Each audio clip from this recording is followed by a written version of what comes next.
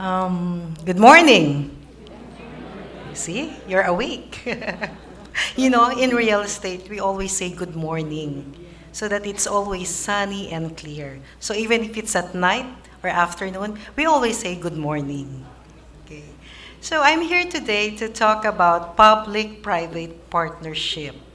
But this one is more of a focus type. We're in Rotary clubs. Have you heard about Rotary clubs? Yes, so thank you.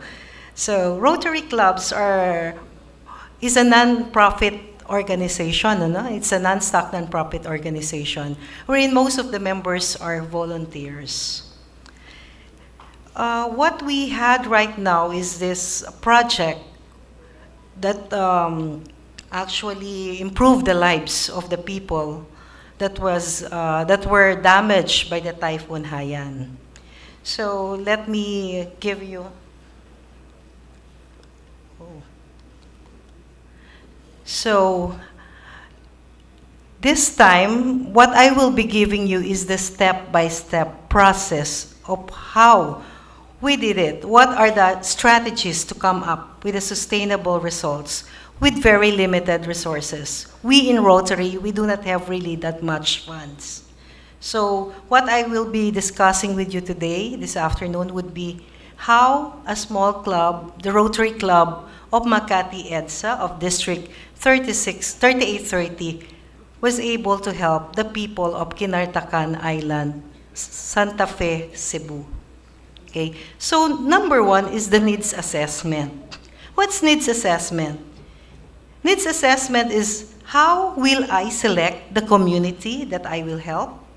How will it impact to the lives of the people at the very limited resources, and how we can make it sustainable? So how did I make it? So here, in the wake of Typhoon Haiyan that was last November 8, 2013, you see, these are the damage that it caused. And you see loved ones, homes, and livelihoods were lost. In the coming months, weeks, help from the international community came in. So you have there the Red Cross, helping with medical missions and restoration projects. There, you would see all the foreign groups are coming in to support the victims of Haiyan. But based on our assessment, there is an island that was left unattended. And this is the Bantayan Island, where the Kinartakan Island is located. This is the hardest hit island during the Haiyan. From Cebu City, we went there 5 hours by land and 45 minutes by boat. So we ended up getting Kinartakan Island from the municipality of Santa Fe as our project site. No adequate potable water, limited electricity, no hospital, and they only have one school. So you see how pity the place, the island, and yet the condition that it has and was hit by the typhoon. So how sad you could see that the people there, particularly the fisher folks, whose only main source of income is fishing, lost their fishing boats. So what did we do? We had a partnership with another NGO. And this time, it's the Global Peace Foundation, headed by the president. I saw him here, Aldrin Ituma. So he was very crucial. He made a very important role in our partnership. The Global Peace Foundation made the site validation, even though we identified already the place, but there's got to be a group that should validate if it's really viable. They did the coordination meeting with the locals, coordination meeting with the local government unit, and did a focus group discussion.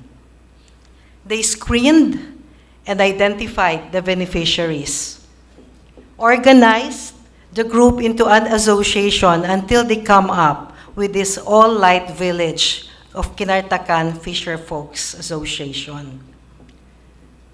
Trainings and capability building were done by Global Peace Foundation. We tap global peace. Why? Because Rotary Club, like us, we do not have, the access to local community. It is the expertise of Global Peace Foundation to do community building. So the next step, after identifying your project, is that to look for someone, your partner, that could work hand in hand with you. Now, as I've told you, the Rotary Club of Makati EDSA do not have that much funds. So what did I do as the president during that time? So I applied for a global grant. Global grant is given by the Rotary Foundation. They match whatever funds you would be able to raise. So here, we tapped the Rotary Club of Workington, Derwent of the United Kingdom, and they gave us 30,000 US dollars after presenting to them the project. We were able to get from the Rotary Club from Korea $7,500, and that was matched by the Rotary Foundation. So we're able to get 67,500. So this is the funds that we use for our project. Now, after all the deliberation, after identifying the beneficiaries, and we also had a contractor for the boat who is also from the locals, meaning someone who is a volunteer on that area who's into the fishing business. He volunteered to do the fiberglass boats because he's into business of doing the sailboats. So this time we were able to identify another partner, a local partner that helped us did the boats.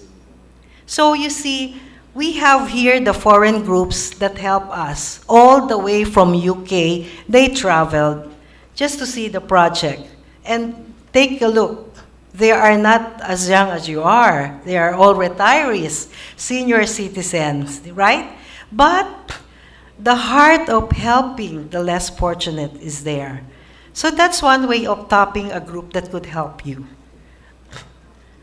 Now we launch, after a year, the turnover of the ceremony of the Rotary Club's livelihood project. We call it the bank card. And the launching of the All Lights Village Kinartakan Island Fisher Folks Association.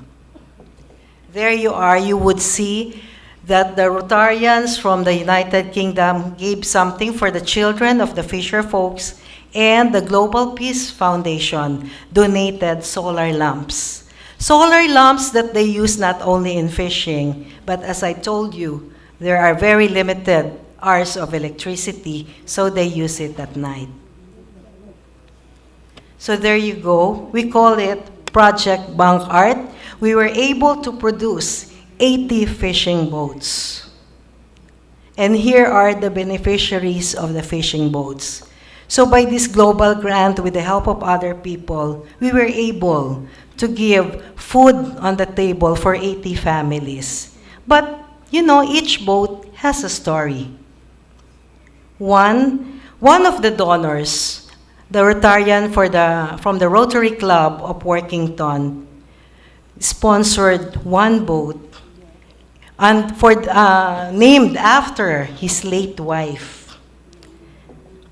Another story is that there is a Filipina married to a British, and they have a grandchild. They named the boat they sponsored under the name of the grandchild. And my past president from my club, it was her birthday. So instead of asking, a gift, the fiancé is willing to give her a signature bag, but she opted to sponsor him a fishing boat. And me, as the president of the Congressional Spouses Foundation and the former president of our association, the Philippine Real Estate Board, I asked my group to have their CSR by donating fishing boats to these fisher folks. And other two companies followed. Now, talking of sustainability, After giving the beneficiaries the fishing boat, the question is, how will you sustain the project? How will they take care of the boats? So here, each fisherman increased their earnings by 500 pesos to 1,000 pesos a day because the boat is motorized. So they can even go to the farthest part of Kinartakan Island to do fishing. So each fisherman is required to save 500 pesos a month or 20 pesos a day for 26 days. So the savings would go for the maintenance of the boat, and that savings would be able to buy them every 2 months additional boats for those fisher folks that were not able to acquire one fishing boat.